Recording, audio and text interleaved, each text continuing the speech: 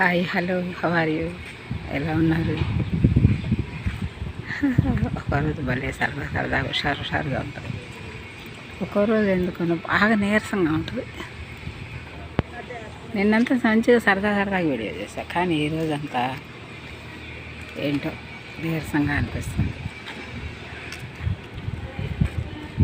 ఏంటి ఈ సృష్టి, ఎందుకు ఇదంతా అనిపిస్తుంది.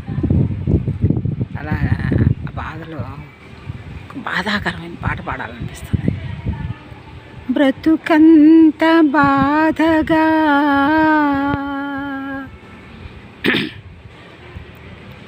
ఎనలేని గాథగా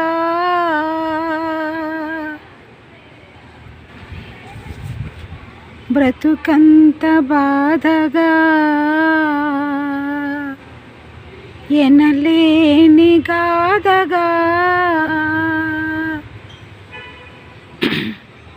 బొమ్మను చేసి ప్రాణం పోసి ఆడేవి నీకిది వేడుక, గారడి చేసి గుండెను కోసి ఆడేవు నీవింత చాలిక, బ్రహ్మను చేసి ప్రాణం పోసి ఆడేవు నీకిది వేడుక, గారడి చేసి గుండెను కోసి ఆడేవు నీవింత చాలిక.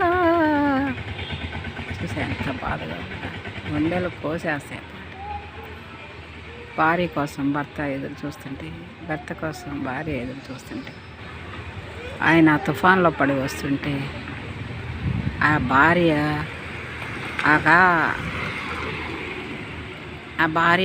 ఒక ట్రైన్ యాక్సిడెంట్లో చచ్చిపోద్ది. అప్పుడు ఆవిడ గాజులు దొరుకుతాయి ఆయనకి. ఆ గాజులు ఆయన ఎంతో ప్రేమగా చేసిస్తాడు. బంగారు గాజులు అంటే ఆడదానికి అందరికీ అదృష్టం ఉండదు, ఎవరికో కొంతమందికి ఉంటుంది. నేను చేయించుకున్నాలే, కానీ నాకు కూడా అదృష్టం కొన్నాళ్ళే ఉంది, తర్వాత పోయింది. తర్వాత మళ్ళీ ఒకసారి వచ్చినట్టే వచ్చి మళ్ళీ పోయింది. ఆ బంగారు గాజులు దొరికితే ఇంకా భర్త గాజులు చూసుకొని ఆ పట్టుకొని ఏడుస్తుంటాడు. ఎంత ప్రేమను నాకు అందించింది ఆ అమ్మాయి, ఇప్పుడు నాకు లేకుండా చేశావు, ఈ బాధ నేను ఎలా భరించగలను, నేను ఎలా ఓర్చుకోగలను, ఏం చూసి మర్చిపోగలను అని దుఃఖపడి ఏడుస్తుంటారు ఎన్టీ రామారావు. అట్లాగే ఏంటో జీవితం అంటే అంత దుర్భరం అనిపిస్తుంది ఒక్కోసారి, జీవితం అంటే ఎంతో సుఖం అనిపిస్తుంది ఒక్కోసారి. ఈ సుఖ దుఃఖాల పోరాటంలో ఏం చేయాలో ఏం తోచదు. రాత్రి నాకెందుకో కొంచెం మనసు కలతపడింది. పడేవట్టుకల్లా నా బాడీ అంతా డిస్టర్బ్ అయిపోయింది. ఆ వీక్ ఇంతవరకు పోలేదు. ఏదో సంతోషంగా రామనామ స్మరణ చేసుకుంటా కాలక్షేపం కోసమని ఇట్లా బజార్కి వచ్చాను.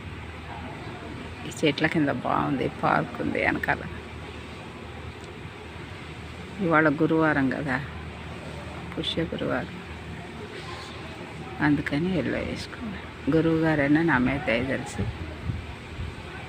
నాకు మంచి ఆలోచనలు ఇవ్వాలని, దిగులు, భయం, చింత ఇవన్నీ లేకుండా హాయిగా ఉండాలి.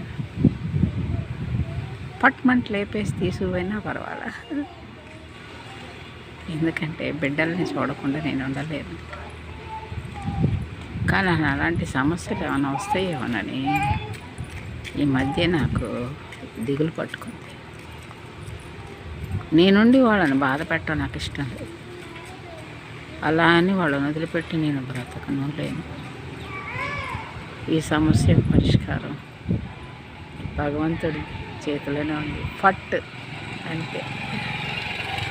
ఎంత హాయిగా ఉంటుంది కదా.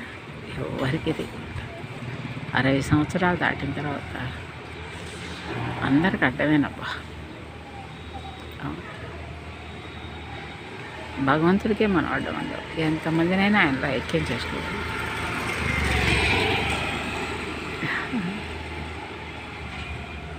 ఏమంటారు? ఇంకా నీ నుండి సాధించేది ఏం లేదు. ఎవరిని వదిలి ఉండలేను. దానికి కూడా ఒక పాట ఉంది. జగమంత కుటుంబం నాది, ఏకాకి జీవితం నాది. జగమంత కుటుంబం నాది, ఏకాకి జీవితం నాది. అందరినీ చూస్తూ ఉంటాను. మళ్ళీ మా భార్యాభర్తలు ఇద్దరమే గదిలో ఉంటాం. కొన్ని దానికైనా అందంగానే ఉంది, ఆనందంగానే ఉంది. ఏమన్నబ్బా, ఏమందం, ఏం ఆనందం. నాకేం బాగాలేదు ఇవాళ, ఒంట్లో ఏం బాగాలేదు. ఏం తినాలనిపించట్లేదు. చాలా పెద్ద ఆకలి ఉంది, కానీ ఏం తినాలి ఎందుకో ఇది కదా, ఏం చేయనున్నాడో దేవుడు. ఓకేనా, బాయ్. Like and subscribe. ఇలాంటి విషయాలు సబ్స్క్రైబ్ అనేది పెద్దగా చెప్పడం కూడా వేస్ట్. మీ ఇష్టం, మీకు ఎలా నచ్చితే అలా చేయండి. Okay, bye. మీ సులోచన రాణి. బాయ్.